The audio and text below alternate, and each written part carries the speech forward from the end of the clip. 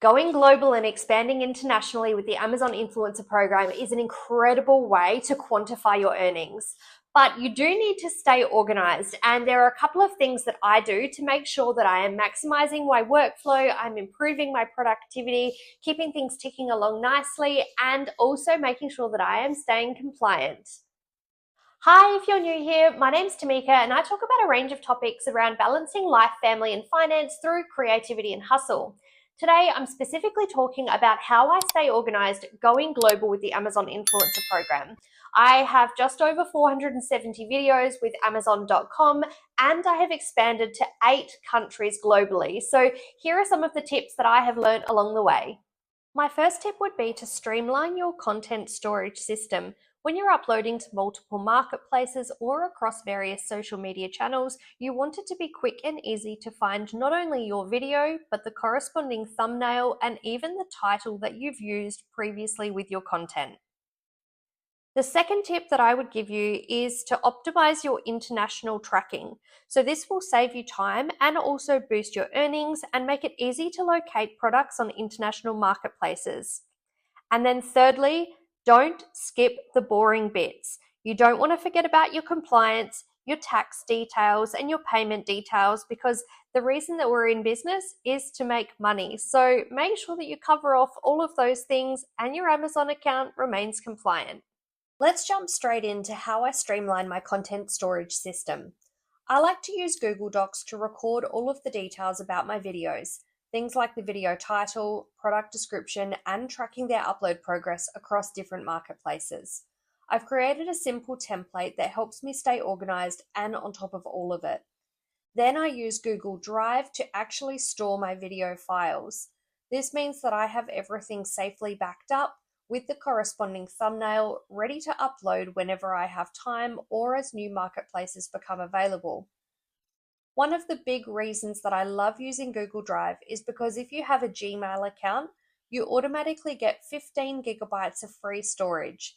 It's really easy to access a good amount of space without needing to pay extra for subscription services. Now, if I open up my Google Sheet, one of the first things that I do is I give each video an identification number. I'm using number 1 here just as an example. I also write a short product description in my own words rather than copying and pasting the Amazon title. Amazon sellers can get pretty creative with keywords and long titles, and they're not always how I would naturally describe the product. Having my own description makes it really easy to search for and identify this later on in my Google Sheet. The next thing that I will do is I will record the title that I will be using when I upload the video to Amazon. This will be the same title across each of the marketplaces, and having it stored here makes it really easy to copy and paste. After that, I'll just note down the format of the orientation of the video, whether it is a horizontal or a vertical format, or I can record here that it is a shoppable photo or a collage. The reason I do this is it makes it really easy to find certain styles of content when I am repurposing to social media at a later date. If you were setting up a similar storage system from scratch, you might like to organize your Google Drive like this, with separate folders for shoppable photos, collages, thumbnails, and then the video files themselves. You can see here that my thumbnails are titled 1, 2, and 3. These numbers match the identification numbers that I've recorded on my spreadsheet. Then the videos are saved and files using that exact same numbering system so that everything stays really easy to find and upload when I need it. Now, here's a really simple tip to save yourself time. You can get those numbers to show up directly on your thumbnails without any extra effort when uploading to Google Drive. All you need to do is to title your thumbnail when you're creating it in Canva. Just customize the text next to the page number so that the video number shows up on the thumbnail itself, just like the example here. Once you've uploaded both the thumbnail and the corresponding video into Google Drive, I go back to my spreadsheet and then I tick them off under my social media tracking section, and that way I know that everything is stored safely and ready to go. Now at this stage, I do want to mention that if you have any questions at all, please feel free to drop me a comment below because I would be more than happy to answer those for you. Now let's move into optimizing our international tracking, because this is where we can start to save a huge amount of time and also boost our earnings from international marketplaces. One of the key things that I like to record in my spreadsheet is the ASIN, which is Amazon's unique product identification number. Here I have already located the products that I have filmed on the Amazon.com marketplace. To find the ASIN, I can simply scroll down to the bottom of the page and locate it under the additional product details. If you have the Helium 10 browser plugin extension like I do, you'll be able to simply copy the ASIN right from the top of your page. If you'd like more information about Helium 10 and why I choose to use it as part of my Amazon influencer journey, then you can check out more details down below in the description. There are two main reasons why I record the ASIN for my videos. And the first reason is that even if you don't have access to a deep linking tool like the one that I'm about to show you, you can still use the ASIN to manually check if a product is available on any of Amazon's international sites. All you need to do is copy the ASIN, head over to the Amazon site for the country that you want to check, and paste it into the search bar. One really important tip here is to make sure that you set your delivery address to a local address within that country before doing your search. If you don't do this, Amazon might show you limited product results or tell you that the item is unavailable simply because it doesn't ship to your current address. If you're not sure of what address to use, I just use a Google search and look for a local cafe or a business in that country's capital city, and that tends to give really good results. The second reason that I record the ASIN is because it saves me so much time as part of the upload process. When I'm tagging products for my video, instead of scrolling through my search history, which can often be out of order or not display everything that I've looked at, I can simply paste the ASIN directly into the Browse History tab. This then pulls up the exact product that I want to tag straight away, and it makes the process so much faster and more efficient. Now, personally, I like to take this a step further and use a deep linking tool to automate my international tracking, and the program that I use is called Geniuslinks. Geniuslinks allows me to take my standard Amazon site stripe link with my affiliate ID already embedded, paste it into their platform, and see exactly which countries this product is sold in. I also use Geniuslinks to help me plan out which marketplaces I'll prioritize uploading to based on recent customer activity in that destination country. It's incredibly affordable, starting at just $6 per month, and in my experience, it has paid for itself many times over because of how much easier it makes earning international commissions, especially when posting offsite to platforms like YouTube, Instagram, or my blog. Once I've created my Geniuslink, I'll then copy that into my spreadsheet so that it's quick to locate when I'm repurposing my content offsite at a later time. From here, as I scroll across my spreadsheet, you can see that I have checkboxes set up for each of the international marketplaces where I currently upload my videos. And as I upload to each of those marketplaces, I simply tick them off. And this makes it really clear and easy for me to pause my work and to pick it up exactly where I left off. I also follow this same process for tracking which social media sites I have repurposed my content to.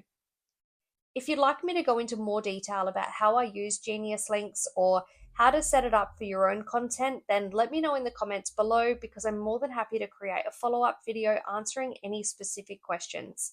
And if you do want to try it out for yourself, I will leave a link with a free trial of Geniuslinks down in the description.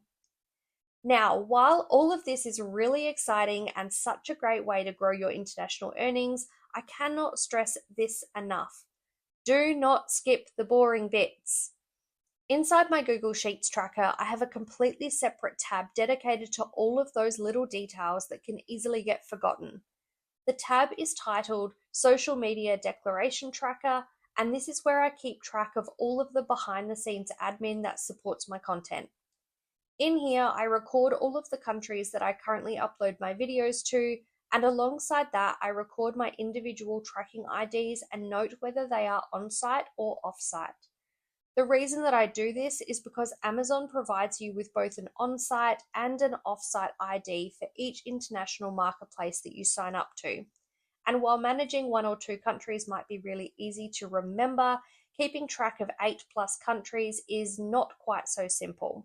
The other thing to be aware of is that your tracking IDs within the same country don't automatically transfer information between them, and they don't link or sync up any of your banking details, tax information, or site declarations, even though they are for the same destination country. And this is exactly why I create a separate line for each, one for my on-site ID and one for my off-site ID. From there, I use checkboxes to make sure that I have completed all of the admin tasks for each of those IDs, including adding my banking details and declaring my tax status for both the on-site and the off-site ID. Now, in regards to banking details, I always instruct Amazon to pay me using the fastest payment method available for that region. And if you'd like any help setting that up, I have linked a separate video in the description where I talk through the steps in more detail to getting paid quickly with Amazon. The next thing that I like to track here is whether I've loaded my offsite ID into the back end of Geniuslinks, and you would do this under the affiliate tab. This step is really important because it allows Geniuslinks to correctly track and assign my affiliate commissions to the right marketplace. And this is what significantly quantifies my earnings when I'm promoting my products off-site. As you can see here, the affiliate tab of my Geniuslinks, so far I have only set this up for 6 out of the 8 marketplaces that I upload to, so I have a little bit of work to do myself. Finally, I also make sure that I keep track of my social media site declarations because this is a major part of Amazon compliance. And if you need a reminder of how to do this, I'm going to show you that right now. In the back end of your Amazon influencer account, you'll want to click on the hamburger menu on the top right hand corner and select Account. From there, you can choose Account Settings. On the left-hand side of the page, you'll see a section that is titled Edit Your Website, Mobile App, and Alexa Skill List, so go ahead and click that.